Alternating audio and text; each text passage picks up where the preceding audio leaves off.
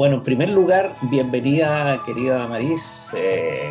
Gusto de saludarte, gusto de tenerte acá. Esperamos que se vaya uniendo más gente en el camino. Esto va a quedar grabado y lo vamos a seguir dando en los próximos días. Nosotros tenemos una larga relación, Damaris, en extenso, en los años. Te conocimos gracias a Jaime Fuentealba Fischer en el año 2017, ¿ya? Donde tú participaste en una simultánea de ajedrez con el maestro Morovich, ahí en el Museo de la Memoria, ¿ya? Y que fue bien bonita, que la gente participó con harto entusiasmo, ¿ya? Y, en fin, entre otros, yo tuve la tupé de enfrentarte a ti, creo que me diste 2 minutos y me ganaste, y estuvo muy bien. Esa fue una bonita exposición en homenaje a nuestros compañeros detenidos desaparecidos y ejecutados de la primera dirección socialista clandestina, ¿ya? Bueno, desde ese entonces te hemos seguido la pista. De hecho, cuando fuiste electa convencional, ¿no es cierto?, a la convención por el distrito 15, ¿no? 15. 15. Ahí te invitamos y tuvimos, no sé si estuvimos con Jorge Baradito, con alguien más ahí. Y con la Malucha. Y con la Malucha, claro. Bueno, ya ahora en el cierre, ya cuando tenemos la criatura lista y pronta a ser aprobada el 4 de septiembre, ahí invitamos a Jorge también y a Malucha. Decidimos invitar separados por efecto de darle un poquito más a conversación de análisis de elementos, ¿no?, para nosotros. Y después tuvimos, ¿cómo se llama?, a Malucha recientemente, y a ti ahora, cerrando el ciclo, ¿ya? Ya cuando quedan pocos días, ¿no? Como un poquito, alrededor de 2 semanas. ¿Sí? Y claro, queda una prácticamente de campaña y ya prepararnos para... Claro, entrar ahí en estado de hibernación, de hibernación. Bueno, yo creo que Damaris ya es bastante conocida para nosotros. Ella es muy conocida por su deporte que ella practica hace muchos años y que la ha llevado a ser, dice, pentacampeona, dice.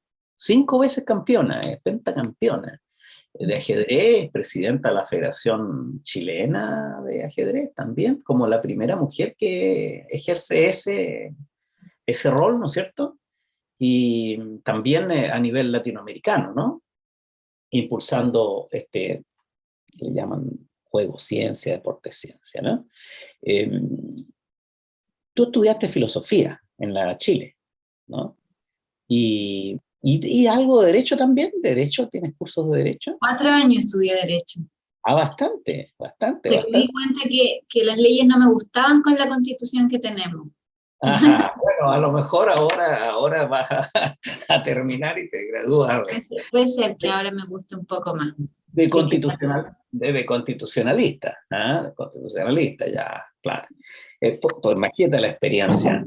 Maris fue una de las coordinadoras, entiendo que eran 2 por comisión, ¿no?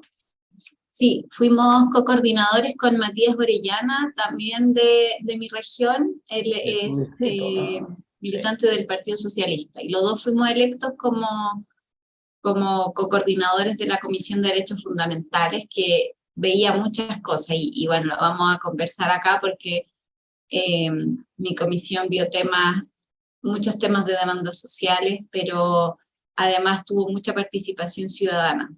La comisión que más recibió audiencias, iniciativas de normas populares, pero ya lo vamos a ir hablando. Claro, justamente ese es uno de los aspectos interesantes de tu rol que cumpliste en ese histórico proceso que jamás antes existió en la historia nacional, y yo creo que pocas historias del mundo se ha dado un proceso tan representativo, participativo, ¿no es cierto? Porque no solo ustedes fueron electos democráticamente, ¿no?, sino que además ustedes invitaron y conversaron con muchísima gente, escucharon a gente muy variopinta de todos los sectores, de todas las entidades y proveniencias de la nación y de las naciones, digamos, ¿no? Nosotros, fíjate, por primera vez, como Memoria y Futuro, como parientes de detenidos desaparecidos ejecutados, fuimos escuchados con un respeto tremendo en la comisión pertinente, ¿no?, de Derechos Humanos al inicio, ¿no? Esta fue una cuestión bien emocionante para nosotros. De hecho, la tenemos en nuestra página web, ahí en la principio, la exposición que se hizo, que fui yo con 3 hijos ejecutados y desaparecidos políticos, ¿no? Y fueron muy bonitos la forma como nos recibieron. O sea, este Estado siempre ha sido un Estado bastante ajeno a nosotros, impermeable. De hecho, llevamos más de 40 años demandando al Estado saber qué pasó con nuestros parientes, pero no se oye, padre. Esperemos que esta Constitución sí obligue al Estado a dar una respuesta, investigar y a hacer justicia. Bueno, yo creo que eso es la dimensión fundamental, ¿no es cierto? Tu colaboración con nosotros desde la memoria, más allá de tu amistad con nuestro queridísimo y ausente Jaime Fischer Fuentealba, sino que también este común proyecto de avanzar en lo que es hacer de Chile una democracia verdadera, plena, ¿no es cierto? Y donde la vida sea más vivible. Mira, yo creo que le paso la palabra, dice, no la pelota, la palabra a María Antonieta para que te interrogue sobre justamente lo que fue el eje de tu trabajo dentro de la convención, ¿no? María Antonieta. Bueno, Damaris, buenas tardes. Un gusto tenerte nuevamente en este espacio del Centro de Formación Memoria y Futuro. Como bien decía Jaime, uno de los temas más contundentes, ¿no?, que está expresado en el nuevo texto constitucional es efectivamente la comisión en la cual usted estuvo trabajando ahí junto al otro compañero socialista de derechos fundamentales, ¿no?, que ha sido como, para nosotros al menos, nosotros la vemos como el gran eje sustentador de este nuevo texto constitucional y quizás donde mejor se representan todos los elementos de cambio que los ciudadanos y ciudadanas de este país esperamos. En ese sentido, ¿cuál diría usted que son los elementos centrales de la Comisión de Derechos Fundamentales que terminan expresándose en este texto y que obviamente para esta última etapa de proceso de campaña deberían ser también los elementos resortes que nosotros podríamos considerar para terminar de convencer a mucha población que todavía está indecisa respecto a su posición frente al futuro plebiscito? Bueno, primero saludarlas, veo ahí caras conocidas como Celsa, que también estuvo ese día en el Museo de la Memoria. Un agrado estar con ustedes y gracias por invitarme. Yo sé que probablemente tenían una lista larga, así que muy afortunada me siento de estar con ustedes. Bueno, efectivamente en la Comisión de Derechos Fundamentales, que en el fondo recibimos la posta de la Comisión de Derechos Humanos, estuvimos trabajando distintos derechos, ¿no?, que hoy día en la Constitución del 80 no existen, y eso es fundamental ya primero, porque sabemos que la Constitución del 80 lo que consagra son libertades, ¿ya? Libertades, por ejemplo, en salud, para que tú puedas, según obviamente tu capacidad económica, acceder a una prestación de salud. Libertad para poder educarte, que nuevamente va a depender de los recursos que puedan gastar tu familia, ¿cierto?, en la educación, o la familia en la educación de sus hijos. Por lo tanto, eso primero es un cambio súper grande de paradigma y que se identifica en el artículo 1 de esta nueva Constitución, porque en esta Constitución nosotros consagramos un Estado social democrático de derecho, que la Constitución del 80 no lo consagra, sino que muy por el contrario, lo que instala, de hecho, la dictadura fue un Estado subsidiario, un Estado en el que se mantiene ajeno a la prestación de los derechos sociales y que por lo tanto solo interviene cuando el privado no quiere, no puede o ya no lo hizo. Entonces eso es un cambio fundamental, porque hoy día nosotros estamos consagrando derechos sociales. Entonces cuando hablamos de salud, hablamos de una garantía de salud, un acceso a la salud oportuna, Y eso es un cambio tremendo. Ahora, en el fondo de las normas, yo creo que es importante destacar que nosotros en general hablamos de sistemas, y cuando hablamos de un derecho no lo dejamos solamente nombrado, sino que nos involucramos con una institución, una institucionalidad o un macro, un cuerpo que resuelva el problema. Por ejemplo, a ver, voy a dar un ejemplo mucho más concreto. Nosotros hablamos de reconocimiento del trabajo doméstico y de cuidado, que históricamente hemos realizado las mujeres, ¿cierto? Pero nosotros no solamente hablamos de reconocer este trabajo, que ojo, porque es importante que a veces nosotros hagamos el análisis de que el trabajo doméstico y de cuidado hizo un estudio el Banco Central donde lo cuantificó en Producto Interno Bruto. Nosotros sabemos que en Chile se ha dicho por muchos años que el cobre es el sueldo de Chile, ¿cierto? El cobre aporta al Producto Interno Bruto algo así como 6.8%. La industria un poquito más. Y el Banco Central en este análisis destacó que el trabajo doméstico y de cuidados que mayoritariamente realizan las mujeres en sus hogares aporta algo así como el 25% al Producto Interno Bruto ampliado. O sea, es muchísimo, porque cada vez que una mujer se queda cuidando, cocinando, lavando, planchando, cuidando a otra persona, entonces hay alguien que está saliendo a trabajar o hay alguien que va a estudiar, ¿ya? Y ese reconocimiento, nosotros no solamente nos quedamos en el reconocimiento, sino que incorporamos el derecho al cuidado y vamos con un sistema nacional de cuidado. Entonces, identificamos el derecho, hacemos el reconocimiento, la garantía constitucional, pero además incorporamos una solución, que en este caso es el Sistema Nacional de Cuidados, que va a acompañar a las personas que cuidan para que nunca más estén solas en este país. Eso por una parte. Ahora, si ustedes me preguntan dónde hincar el diente, yo creo que hay muchos temas que nosotros, porque hay un sector de este país que ha instalado la conversación, que en el fondo ha puesto la música, y ha puesto la música en base a noticias falsas, ¿no? Por ejemplo, el tema de la vivienda, yo no sé si ustedes han escuchado, me imagino que sí, pero yo en cada conversatorio que voy, en cada actividad que estamos haciendo informativa, hay alguien que pregunta, ¿nos van a quitar las casas van a ser nuestras, etcétera, etcétera? ¿Por qué? Porque el derecho a la vivienda, que nosotros lo incorporamos, y nuevamente aquí es bueno hacer la comparación, en la Constitución del 80 el derecho a la vivienda no aparece, de hecho la palabra vivienda no aparece en la Constitución que tenemos hoy día. Entonces nosotros incorporamos el derecho a la vivienda, pero no le ponemos vivienda propia. ¿Por qué? Porque hay otro derecho que consagra la propiedad, que es el derecho de propiedad, que sí está consagrado en la Constitución actual y que nosotros la mantenemos, porque es un derecho que, bueno, está consagrado en prácticamente todas las constituciones del mundo. Entonces, mantenemos esa tradición, pero incorporamos un derecho a la vivienda y no le ponemos el apellido propio, pero le ponemos dos apellidos que son los estándares internacionales en la materia. Una vivienda digna y adecuada.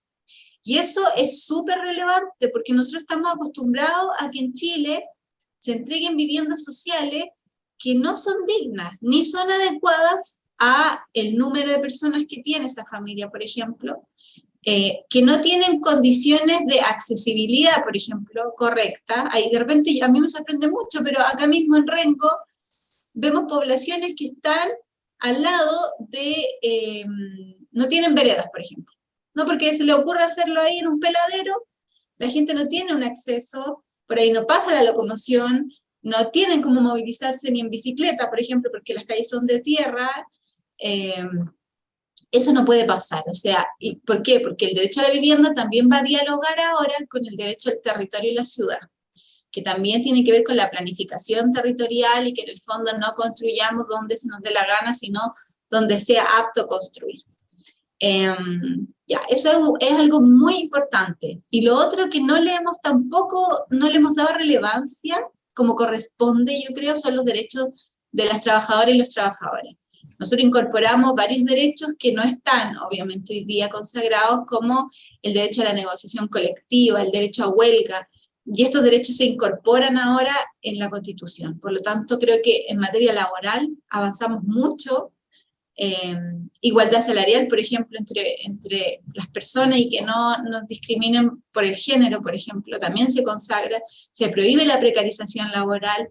Por lo tanto, creo que hay varios derechos ahí que se fortalecen, o más bien se consagran por primera vez, y creo que no se le ha dado tanta preponderancia como debería ser. Así que yo creo que destacaría esos tres: el cambio absoluto de paradigma, porque consagramos derechos hoy día, el derecho a la vivienda, que es una necesidad imperante en este país, estamos en un déficit de 600.000 viviendas aproximadamente en Chile. Se espera que con el gobierno actual se suplan 200.000, creo, pero quedaríamos en un déficit de 400.000, y eso es así, cada día somos más personas, por lo tanto es complejo el tema, y los derechos laborales también, que escuché que es importante. Correcto, correcto. Claro, en ese sentido, como usted bien decía, la desinformación que ha planteado la derecha, porque más que informar ha tendido una línea de desinformación o de manipulación de lo expuesto en el texto, y que efectivamente genera estas reacciones quizás no negativas, pero sí de temor respecto de aquellos elementos que son propios de que la gente siente que es su casa, siente que es su plata, siente que es su educación, porque también está todo este modelo neoliberal detrás, metido en nuestra psicología, ¿no? En ese sentido, usted trabaja y representa un territorio súper interesante que es la sexta región, y ahí obviamente tenemos sectores urbanos, rurales. Entonces, una pregunta que a uno le surge, ¿no? Desde el punto de vista del territorio, desde el punto de vista de las expresiones rurales, ¿cómo ve usted la participación de las personas? ¿Están cercanos, están lejanos, están reactivos, están refractarios? Porque uno tiende a poner la mirada en el centro de la ciudad, ¿cierto? Este centralismo exacerbado que tenemos de mirar la urbe como que si en Santiago se deciden ciertas cosas, va a ser así en todos lados.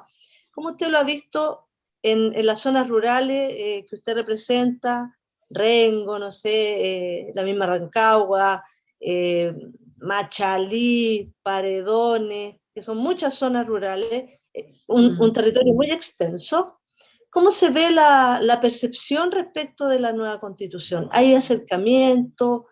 ¿Hay lejanía? ¿Hay duda? ¿Cómo lo ves? Porque usted ha estado súper movilizada, nosotros la hemos seguido en su cuenta de Insta y vemos que está permanentemente en reuniones y en actividades comunitarias en distintas zonas.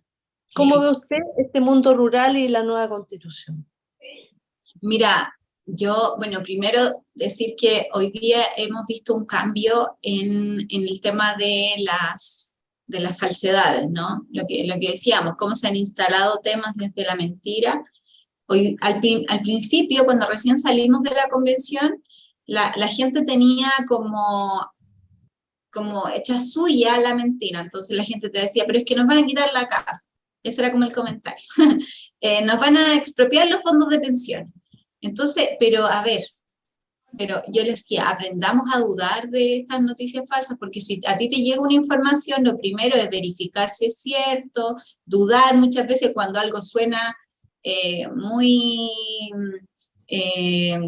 difícil, ¿no? Porque si el Estado se le ocurre expropiarnos todos los fondos de pensiones sería complejo. Entonces yo le decía, dudemos de estas cuestiones, y hoy día la sensación ha cambiado mucho. Hoy día, después de varios meses ya, porque yo estuve en terreno previo al término de la convención, estaba en la comisión territorial, hoy día la sensación de la ciudadanía es, pucha, yo sé que esto puede ser mentira, pero igual le pregunto. Entonces, como que ya hay una sensación de desconfianza frente a una noticia que parece muy extraña, como que tu casa no va a ser tu casa, ¿no? Por lo tanto, eso primero, yo creo que la ciudadanía ya, el pueblo ha aprendido a dudar, y eso me gusta a mí, porque tiene que chequear la información. Por lo tanto, eso me parece fundamental. Ahora, acá, claro, nosotros tenemos en la región de Higgins, tenemos grandes ciudades, ¿no? Donde se concentra mucha población, pero tenemos también muchos sectores rurales. Y ahí, mira, me ha tocado ver de todo, pero la mayoría de la gente está muy comprometida con los cambios y está comprometida con esta nueva constitución. Ahora, no sé, estos días nosotros fuimos a Punaco, que queda en Nancagua, en el otro distrito, que es como la zona más hacia el sur y la costa. Y ahí yo creo que una persona de todo el puerta a puerta que hicimos me dijo rechazo. El resto, todas las personas iban como por el apruebo. Y a mí me llamó harta la atención porque eran sectores rurales. Aquí se tiende a pensar que en los sectores rurales hay más oposición a los cambios, porque es una población con mucha tradición, ¿no? Como más conservadora. También acá se ha levantado mucho el tema de soy del campo, ¿cierto? El mundo rural campesino que protege las tradiciones, por ejemplo, del rodeo, y que eso ha causado un poco choque con la nueva constitución en el sentido de que incorpora que los animales son seres sintientes. Entonces, yo ahí siempre les pregunto, ya, ¿pero ustedes cuidan a sus animales? Sí. Ya, ¿ustedes creen que los maltratan? No, dicen. Bueno, entonces no va a chocar con la norma, pues. Y como que lo vamos resolviendo. Pero finalmente yo siento, lo que me ha tocado ver en el territorio es que hay mucho apruebo, la gente está muy comprometida con el proceso constituyente. Sin embargo, en los grandes campos, los grandes latifundistas siguen teniendo mucho poder, y cuando tú vas por los campos, en las grandes extensiones de tierra, ves carteles de rechazo muy grandes instalados, y ellos tienen un poder también sobre la gente que trabaja con ellos, porque finalmente el patrón que le da la pega y las personas todavía no se pueden sacudir eso. Entonces, muchas veces votan de acuerdo a lo que les dice el jefe. Pues. Y ellos están convencidos, por ejemplo, que el tema del agua, les vamos a quitar el agua. Tienen muchos miedos en relación a temas que van en relación directa con la agricultura o con el agua, los recursos naturales. Entonces, ese miedo también como que lo estamos sacudiendo en los trabajadores y trabajadoras, más que en el dueño, porque evidentemente el dueño o el patrón va a querer siempre cuidar sus privilegios, ¿no? O sea, eso va a ser así. Por más que nosotros le estamos diciendo a los trabajadores, oiga, ustedes pueden negociar colectivamente, no sé, su horario de almuerzo, el bono del transporte, etcétera, y eso no le va a gustar al jefe, pero sí, evidentemente, a los trabajadores y trabajadoras. Así que yo creo que acá en la región, espero, va a ganar el apruebo, pero finalmente es todo tan incierto, sobre todo con estas encuestas maléficas que nos mienten también, pero instalan una dirección de voto, ¿no? Porque al final la gente, como alguien decía por ahí, creo que era Antonietas, somos tan individualistas, pero además estamos en un país como exitista, entonces hasta en el voto no lo queréis perder, pues siempre quieres estar en el grupo que gana. Y cuando la encuesta dice, oye, va ganando el rechazo, entonces la gente dice, no, yo no voy a perder mi voto, pues yo voy a votar con el que gane. Por eso yo siempre ando diciendo que va a ganar el apruebo, a ver si me resulta.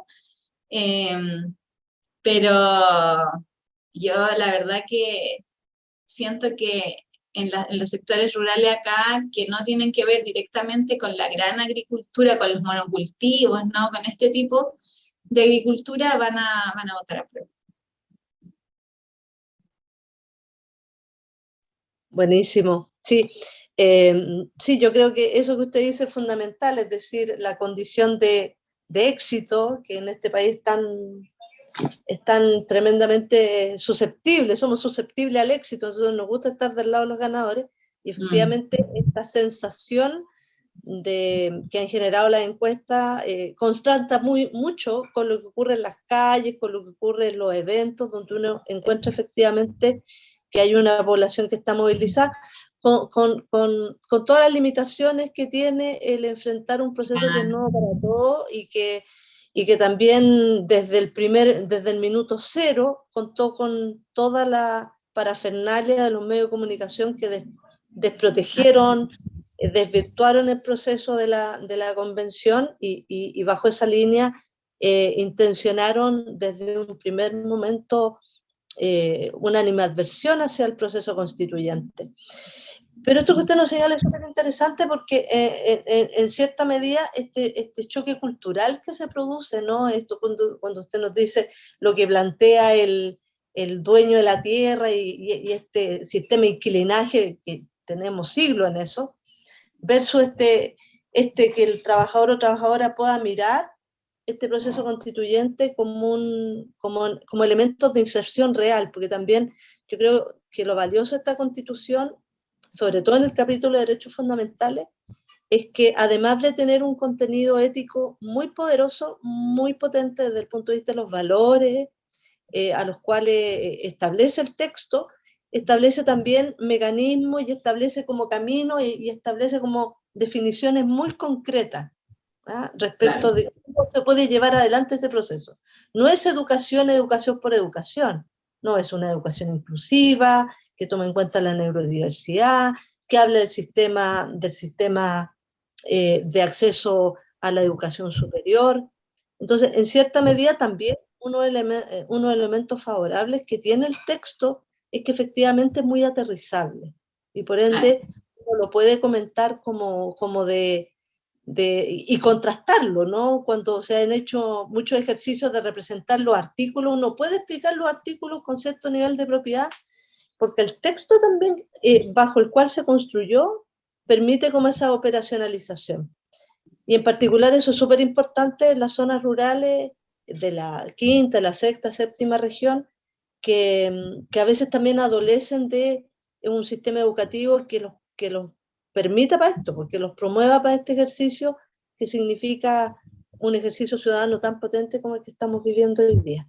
Así que nosotros estamos súper, no solo esperanzados, sino que estamos ciertos de que a pesar de esta serie de situaciones que hemos debido enfrentar todas y todos los que estamos en una posición a favor de la PRO, finalmente hay un grado de conciencia colectiva de nuestro país que va a posibilitar nuestro triunfo, ¿no?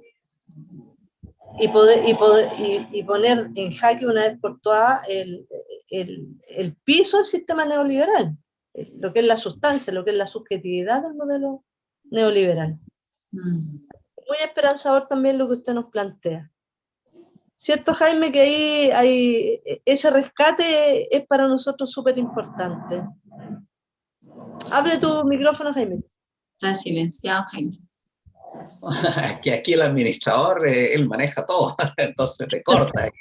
Bueno, mira, claro, bueno, yo debo decir que lo que te hemos escuchado es bien, bien impresionante y tú has dado ahí unas muestrecitas nomás, significativas, por supuesto, derecho a la vivienda, el derecho al trabajo digno por la vía que la gente se organice, el reconocimiento de este trabajo doméstico de cuidado, los temas del trabajo, que es un aspecto central en la sociedad. Yo no sé por qué no se visibilizan más fuerte en este contexto, porque fíjate que en general la gente no vive sus rentas, salvo los jubilados, ¿no es cierto? Son unas rentas miserables, pero en general la gente trabaja para vivir, ¿no?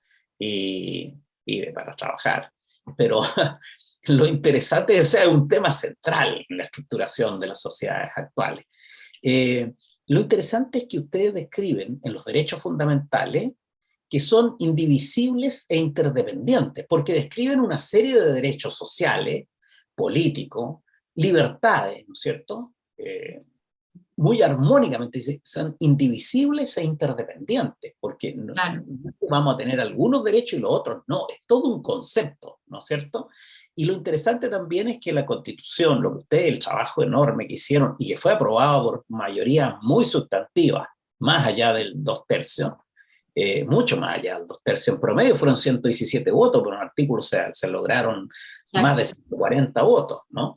Y entonces, esta constitución partisana, entre comillas, es curioso, que tanto partisanismo con tan apabullante mayoría.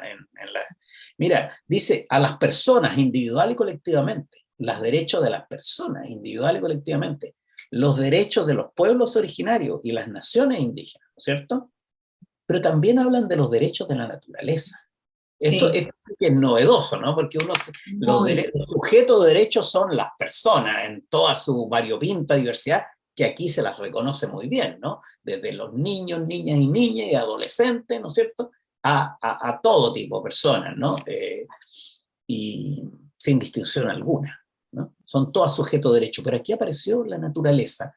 ¿Cómo es percibido esto en una zona como la sexta región que tiene muchas comunas rurales?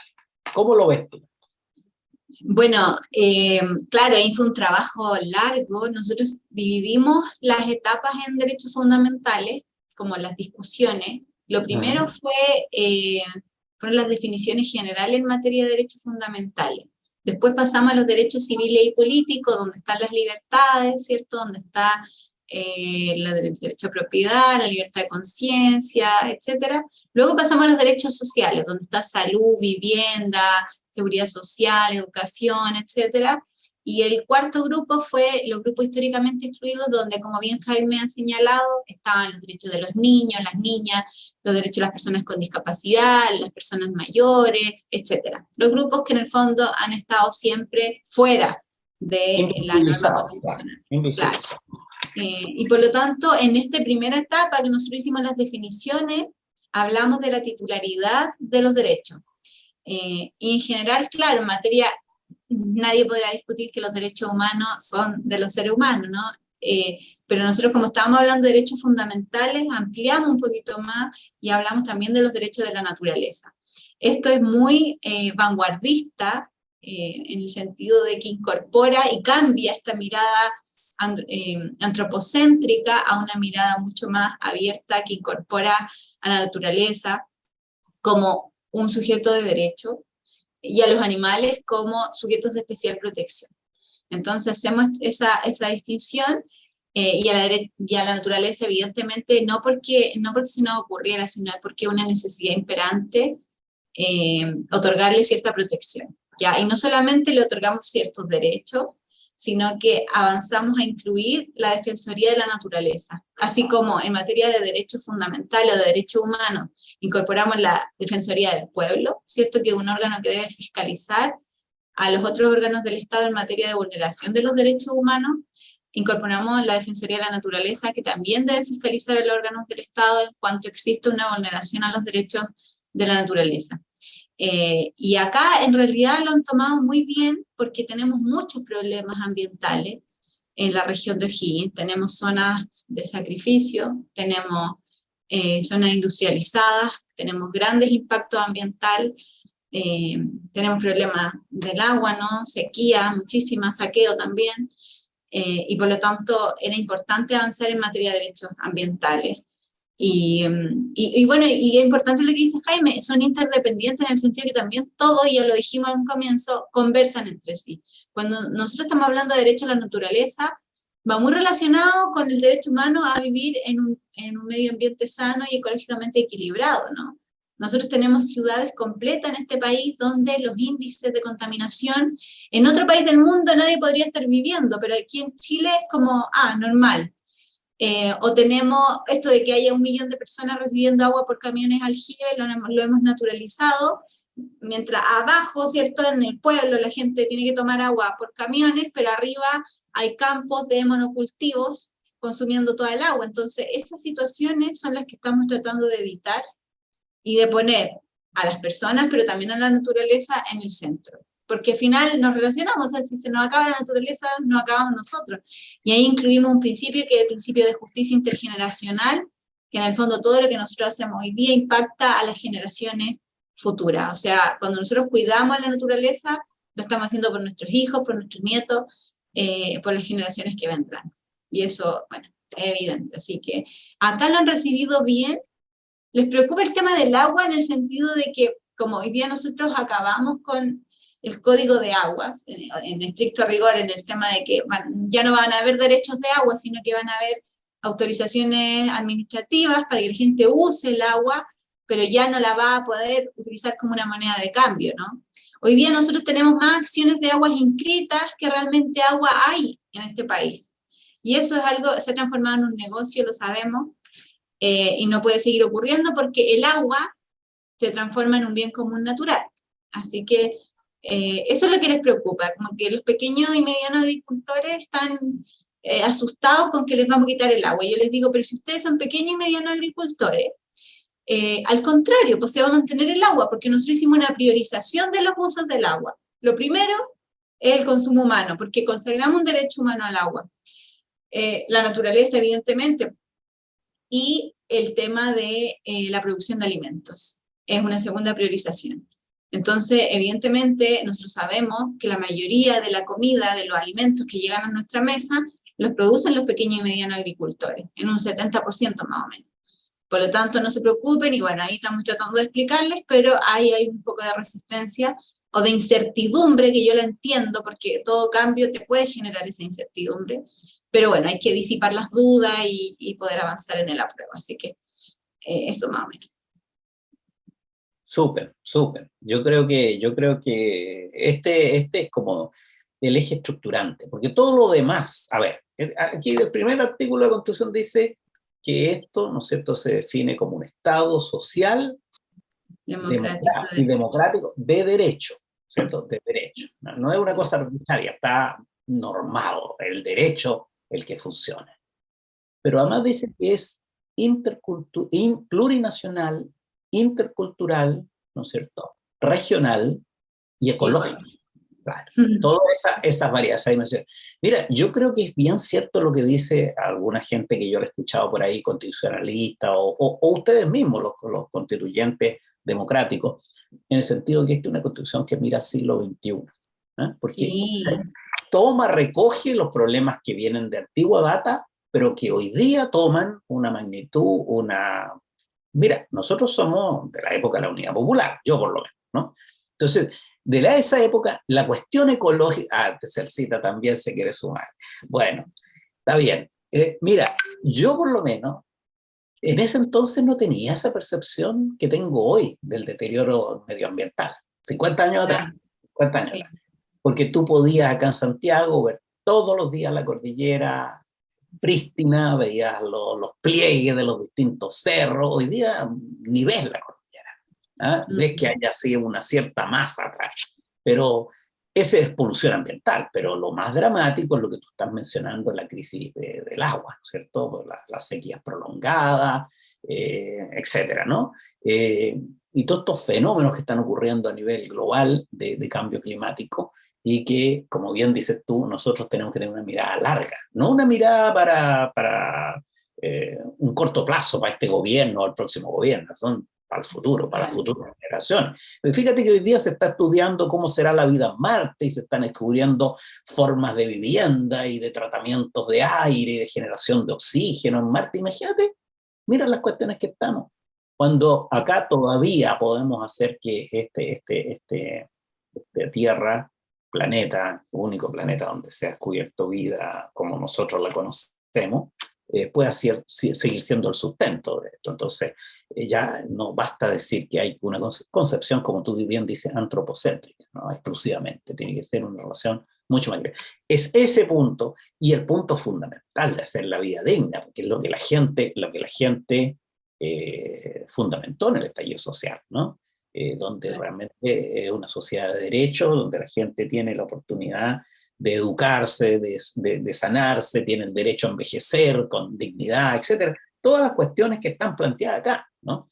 La vivienda. El otro día leía un gran arquitecto chileno, que ganador del Nobel de los Arquitectos, que es el premio Pritzker, ¿ya? Y justamente él defendía con muchos buenos argumentos toda la propuesta constitucional, ¿no? Entonces, la gente que entiende y que lee, porque, ojo, incluso hay gente que aprueba esta historia, y te hablas de gente ilustrada, y cuando uno pregunta, ¿has leído la Constitución? No la han leído, ¿ya? Y es bueno leerla, porque aunque es densa a veces, y para la pérdida de hábitos de lectura larga, es una maravilla de pieza. Es una maravilla de pieza lo que hicieron ustedes. Sí, muy lindo el texto, y lo que decía Antonieta, ¿no? Yo creo que la Constitución que nosotros proponemos y que hicimos juntos, ¿no? Con todas las personas que participaron, imagínense, cuando fue este proceso de normas populares, donde las personas, las comunidades se podían organizar y presentar normas, se patrocinaron más o menos 3 millones de firmas, o sea, hubo mucha gente que participó. Por lo tanto, y lo que ustedes dicen, o sea, dicen, hay personas que están tratando de instalar que esta constitución es de un grupo pequeño, cuando el promedio, ya lo decía Jaime, se aprobó por más de 110 votos en general, normas que se aprobaron con 154 votos, como muchos derechos, o sea, en temas de derecho a la vivienda tuvo más de 130 votos, el derecho al deporte también, en general. Por lo tanto, que no nos mientan diciendo que es de un sector. claro, lo que pasa es que hubieron como 10 o 15, los de la ultraderecha, que no participaron mucho, porque ellos lo que traían constantemente era los textos repetidos de la Constitución actual, o sea, no era cambiar absolutamente nada, o de frentón rechazarlo todo, porque ellos todo el tiempo estaban rechazando. ¿Se acuerdan de esta polémica de los emblemas patrios, que íbamos a cambiar la bandera, el himno, etcétera? Ellos votaron en contra de la norma que presentamos en relación a consagrar los emblemas patrios. Por lo tanto, estaban rechazándolo todo. Y eso igual es cansador, porque finalmente un grupo que tiene tanto poder económico, que tiene tanto financiamiento detrás, y ya lo vemos hoy día en la campaña del rechazo, que despilfarran y despilfarran plata.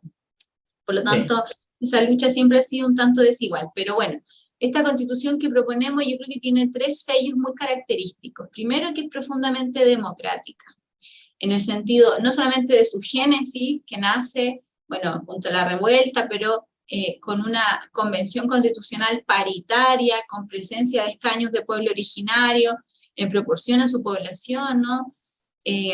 Abre espacios de audiencias públicas, iniciativas populares, pero además en el texto avanzamos mucho en participación popular, en mecanismos de participación, en materia de las comunas autónomas, se asegura la participación de las comunidades. Hay reformas constitucionales que se pueden hacer populares, o sea, nosotros nos podemos organizar para después reformar la Constitución si no queremos algo más.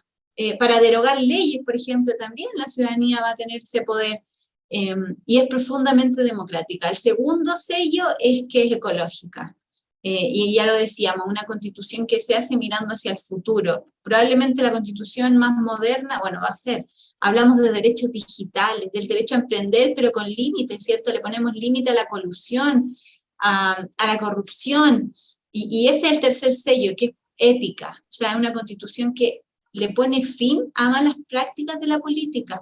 En sistema político nosotros ponemos inhabilidades para postular a cargos públicos, que pueden algunas ser materia de ley hoy día, pero nosotros le ponemos rango constitucional, decimos, oye, esto no puede depender del legislador de turno, no se pueden postular a cargos de elección popular personas que estén, que hayan sido condenadas por fraude al fisco, por corrupción, por lavado de activos, por violencia intrafamiliar, por delitos sexuales, o sea, le ponemos esos límites y los que establezca la ley, porque después salen otros diciendo, oye, pero no están los narcos, entonces se pueden postular los narcos. No, señor, por la ley no se pueden postular los narcos, así que bueno.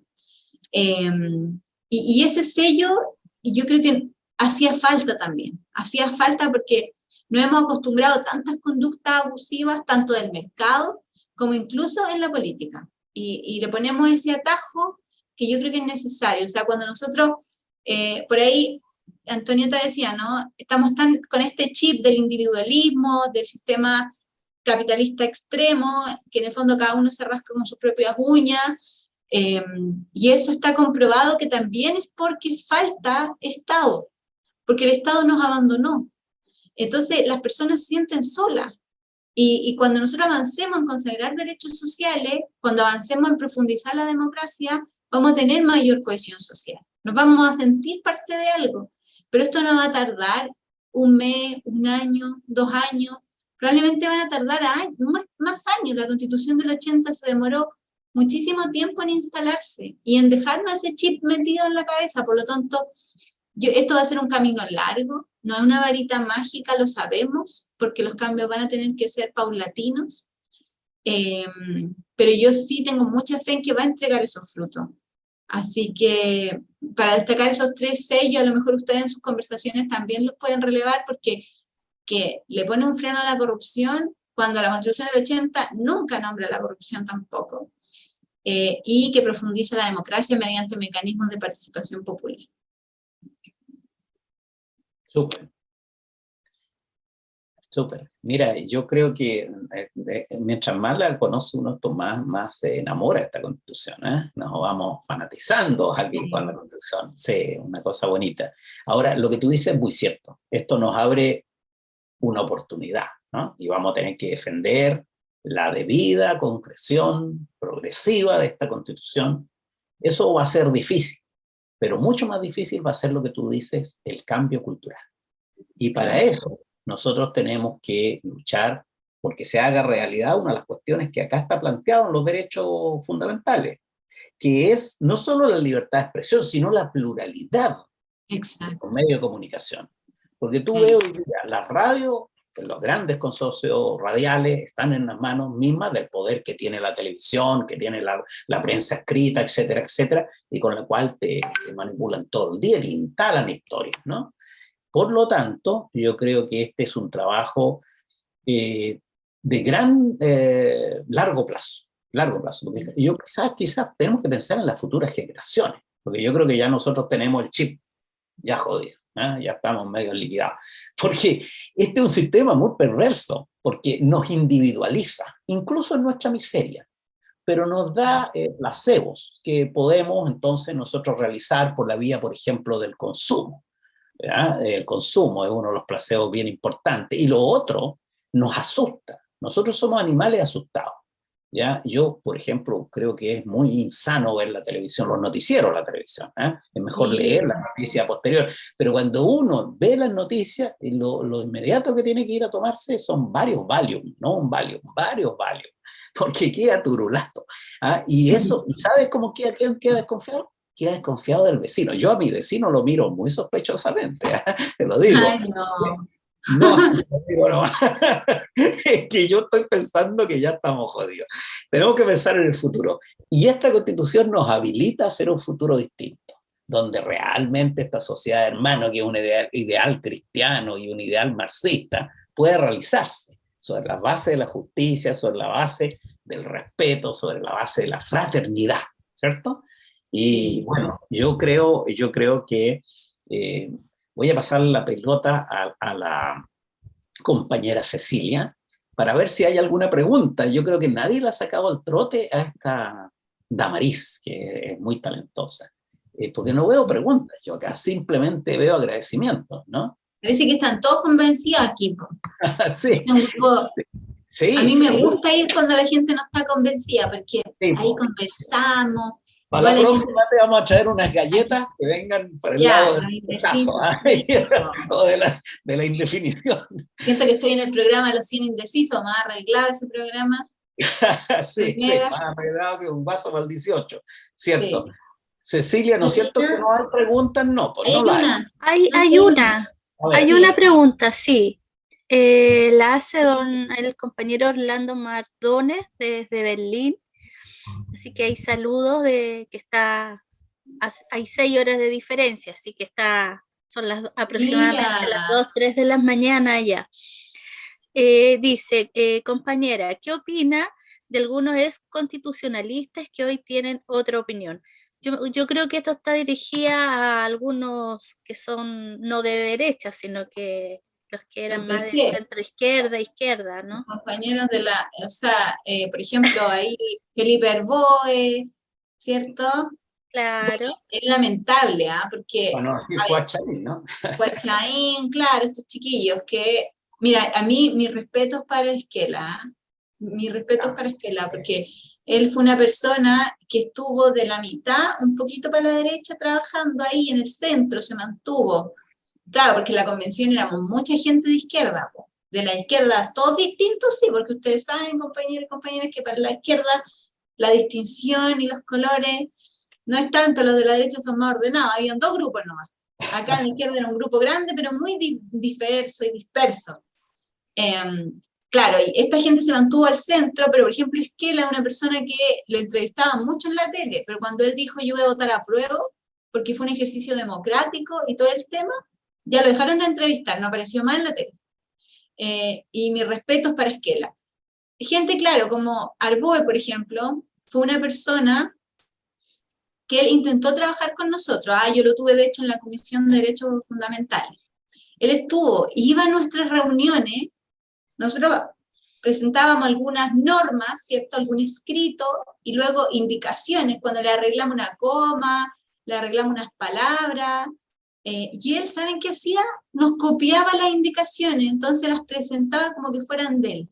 Se iba, en el fondo, a trabajar con nosotros en las reuniones, nos robaba las indicaciones, o su asesor lo hacía, y era complejo porque, presentaba las mismas indicaciones, aparecían 2 veces los mismos escritos. Y resulta que era complejo, porque nosotros ya pensábamos que teníamos una idea, por lo tanto se iba a aprobar esa, pero yo creo que él trabajó muy individualistamente, como que quería que la Constitución fuera de su sello personal. Y cuando no fue así, porque él llegó y era como que nadie se quería juntar mucho con él, pues. Entonces yo creo que le dolió mucho su ego. Y se hizo un análisis, no sé si ustedes lo vieron, pero hace unos días atrás me comentaban que se hizo un análisis de los programas cuando éramos candidatos a constituyente y de lo que después nosotros votamos en la constituyente. Y Felipe Arboe, de lo que propuso a lo que votó, era todo lo contrario, porque en el fondo él sí defendía un Estado social democrático de derecho. Él, por ejemplo, trabajó mucho en materia de derechos digitales, le interesaba mucho eso, y propuso, incluso muchas cosas quedaron, ¿ya? Pero hoy día él se desalinea. Y yo creo que responde a este grupito pequeño. Yo no quiero meter a toda la gente de la DC acá, hay mucha gente, sobre todo en las regiones, comprometida, demócratas cristianos bien comprometidos con el apruebo, que ellos han luchado toda su vida en contra, ¿no?, de la Constitución del 80, y hoy día lo siguen haciendo con mucha convicción, ¿eh? Sobre todo en la región se ve acá. Pero claro, las caras visibles de ese grupo, ¿no?, como la Jimena Rincón, como los mismos ex convencionales, yo creo que le quitan un piso importante a las bases de esos partidos que hoy día van por el apruebo, y que de hecho en asamblea ellos ya manifestaron su posición es el apruebo, pero estas caras se desalinean, de hecho parece que lo están llevando a los tribunales de ética internos de los partidos y todo, pero para mí, esas personas realmente no merecen mi respeto, porque trabajaron, propusieron, votaron, y ahora como no era todo lo que ellos quisieron, bueno, la van a rechazar. Y después probablemente, si es que se rechaza, que ojalá que no pase, ellos se la van a arreglar entre un grupito chiquitito, ¿cierto? Y ya están presentando que van a hacer reformas, pero yo no les creo. La verdad que yo no les creo. Y me sentiría muy desilusionada si la mayoría de los chilenos y las chilenas le seguimos creyendo. Así que ojalá que ganen la prueba, ¿no? Así.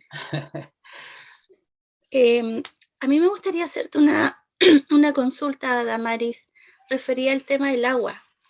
Ya. Porque acá, claro, se habla en esta nueva constitución sobre el derecho básico y primordial como derecho humano, el tema del agua, pero no se plantea, por ejemplo, la estatización de las sanitarias. Sí. Sabiendo que hoy día las sanitarias en su mayoría, o casi el 99,99% son privadas. Y además se habla de que los derechos de agua que ya han sido otorgados se mantendrán. Entonces me gustaría saber cómo... ¿Dónde leíste no se mantienen los derechos de agua? ¿Dónde lo leíste? ¿O lo leí mal? Sí, puede ser que lo haya leído mal. Los derechos de agua se acaban. Ya de aquí para adelante la gente no tiene derecho sobre el agua, porque el agua cambia su condición. ¿Ya? El agua, de lo que hoy día se entiende como un recurso natural, que en el fondo tú puedes disponer, y yo les decía, es una moneda de cambio, que de hecho hay más acciones que agua, que una locura. Hay de hecho corredoras de agua, así como las corredoras de inmuebles, hay de agua. Pero el tema es que ahora el agua pasa a ser un bien común natural, y como bien común natural, ahí hay un grupo grande de cosas que son inapropiables, como, no sé, el aire, qué increíble que pongamos el aire, es tanta esta necesidad de cuidar ciertas cosas, porque el día de mañana nos embotellan el aire y lo empiezan a vender, claro. Las playas, los glaciares, ¿cierto? La costa, el fondo marino, el agua, son bienes comunes que no se pueden apropiar las personas, que no los pueden comercializar. Y claro, cambiamos esta figura, por lo tanto ya no van a haber derechos de agua, y eso se acaba. Lo que va a ser, van a haber autorizaciones administrativas para usar el agua, pero ese uso va a ser priorizado. Y yo les decía, hay una priorización desde el derecho humano al agua, que es lo primero, o sea, No puede ser que ahora una comunidad no tenga agua, pero arriba estén sembrando palta. Eso no puede pasar en esta nueva constitución, en el sentido de que, oye, si esas personas no tienen agua, ¿por qué tú te vas a gastar todo el agua del río que baja en regar eso que se consume mucha agua? Y eso se debe regular. Por eso nosotros además proponemos una Agencia Nacional del Agua que se va a tener que encargar de eso, la ANA, ¿ya? Que lo va a ver de manera centralizada. Y además proponemos los consejos de cuenca, que son también participativos de democracia, donde las personas van a tener que ahí organizarse y ver ciertos temas. En el tema del saneamiento, bueno, nosotros lo otorgamos como un derecho también, por lo tanto el Estado va a tener que garantizarlo.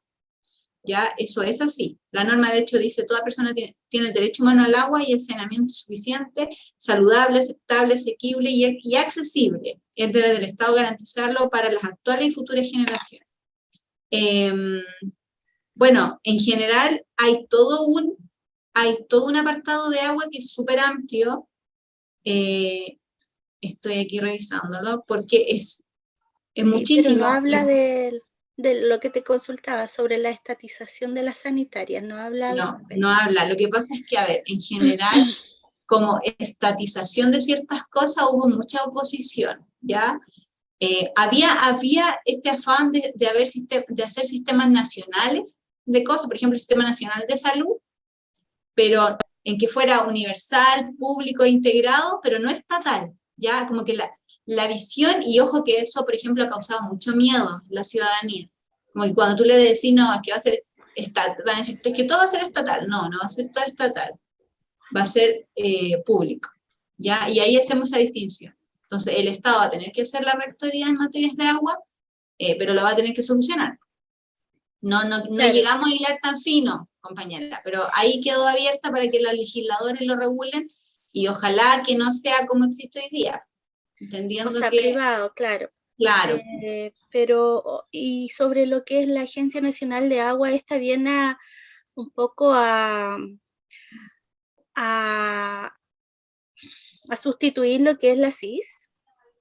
¿Cómo, perdona? Perdone. La Agencia Nacional de Agua viene un poco a sustituir lo que es la CIS, la Superintendencia de Servicios Sanitarios. Sí, mira, la idea es que la Agencia Nacional del Agua sea un organismo que pueda ser centralizado y pueda tomar estas distintas instituciones que está viendo materias de agua hoy día. Porque son muchísimas las instituciones que hoy día están viendo materias de agua. La idea es que la Agencia Nacional de Agua tenga más o menos el monopolio de este tema, ya en el sentido de que va a ser mucho más ordenado, porque hoy día yo les decía, hay más acciones de agua que agua existe realmente, pero no tenemos las cifras exactas, entonces hay que regularizarlo. Y que las personas que tengan derecho de agua, en realidad, nosotros lo decíamos, ya se van a acabar los derechos de agua, vamos a entregar autorizaciones de uso, pero eso en relación a lo que la gente realmente utiliza de agua. Ya si alguien, por ejemplo, tiene más derechos de agua que realmente usa agua, esa no se le van a entregar, pero eso lo debe regularizar la Agencia Nacional del Agua. Y ahí, pucha, miren, en los artículos 140 para adelante, que es donde está todo el estatuto de agua, ustedes van a poder leer lo de la Agencia Nacional del Agua y todas sus atribuciones y funcionamiento, porque es muchísimo, ¿ya?